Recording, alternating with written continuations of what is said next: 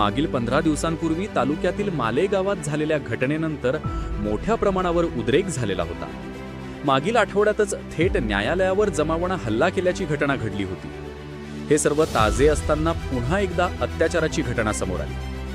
दीपक छाजेड असे या व्यावसायिकाचे नाव आहे. 13 वर्षीय पीडित मुलीची आई त्यांच्याकडे कामाला होती. ती मतिमंद आहे. मंगळवारी दुपारी आईबरोबर ती व्यावसायिकाच्या घरी गेली होती. घराच्या परिसरात ती खेळत असताना संशयिताने फूस लावून तिला दुचाकीवर बसवून वैद्य हॉस्पिटल परिसरातील निर्जन स्थळी नेले आणि याच ठिकाणी त्यांनी पीडितेवर अत्याचार केला. एका अल्पवयीन मुलीला वाहनावर बसवून हा व्यावसायिक घेऊन गेल्याचे काही लोकांच्या निदर्शनास आले. त्यामुळे त्यांना संशय आल्यानंतर या प्रकरणाचा बोभाटा झाला. पीडितेच्या वडिलांनी या संदर्भात छावणी पोलीस ठाण्यात तक्रार दिल्यानंतर पोक्सो अंतर्गत गुन्हा दाखल करण्यात आला आणि संशयिताला तत्काळ अटक करण्यात आली.